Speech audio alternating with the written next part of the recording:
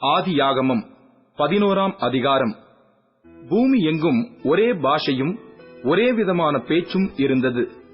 ஜனங்கள் கிழக்கே இருந்து பிரயாணம் பண்ணுகையில் சினேயார் தேசத்திலே சமபூமியைக் கண்டு அங்கே குடியிருந்தார்கள். அப்பொழுது அவர்கள், நாம் செங்கல் அறுத்து அதை நன்றாய்ச் சுடுவோம் வாருங்கள் என்று ஒருவரோடொருவர் பேசிக் கொண்டார்கள்.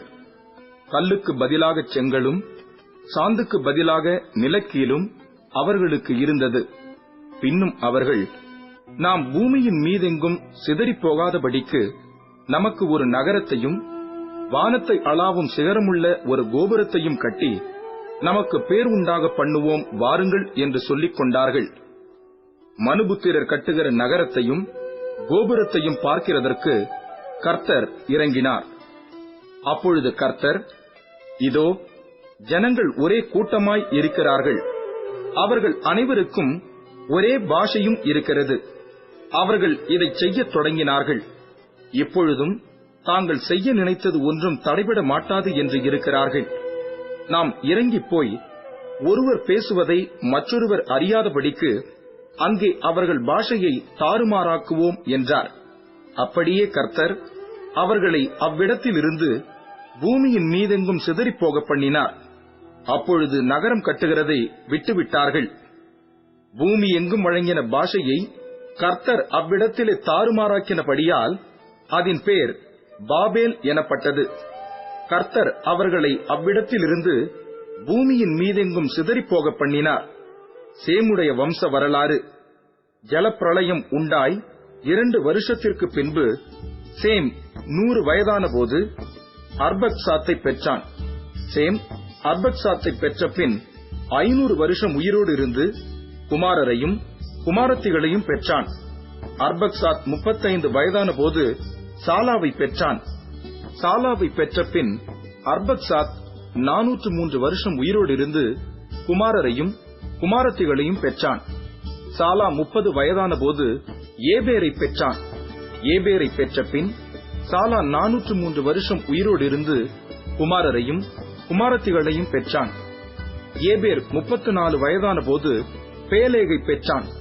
பேலேகை பெற்ற பின் ஏபேர் 430 வருஷம் உயிரோடு இருந்து குமாரரையும் குமாரத்திகளையும் பெற்றான். பேலேகு 30 வயதான போது ரெகூவை பெற்றான். ரெகூவை பெற்ற பின் பேலேகு 209 வருஷம் உயிரோடு இருந்து குமாரரையும் குமாரத்திகளையும் பெற்றான். ரெகு 32 வயதான போது செருகை பெற்றான்.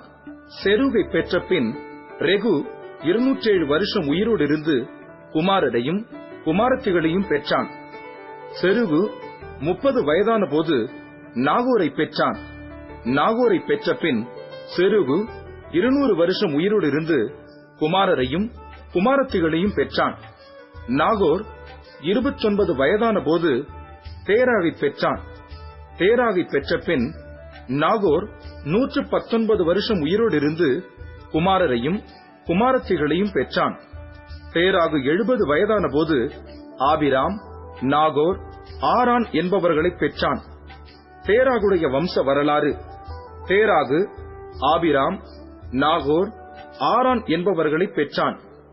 ஆரான் லோத்தை பெற்றான்.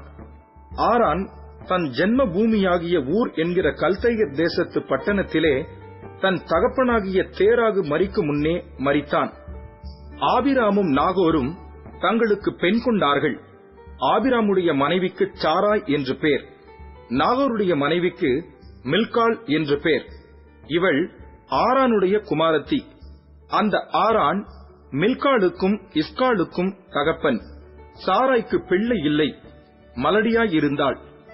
தேராகு தன் குமாரனாகிய ஆபிராமையும் ஆரானுடைய குமாரனும் தன் பேரனுமாயிருந்த லோத்தையும் தன் குமாரன் ஆபிராமுடைய மனைவியாகிய தன் மருமகள் சாராயையும் அழைத்துக் கொண்டு அவர்களுடனே ஊர் என்கிற கல்தேயருடைய பட்டணத்தை விட்டு கானான் தேசத்துக்கு போக புறப்பட்டான். அவர்கள் ஆரான் மட்டும் வந்தபோது அங்கே இருந்து விட்டார்கள். தேராகுடைய ஆயுசு நாட்கள் 205 வருஷம். தேராகு ஆரானிலே மரித்தான்.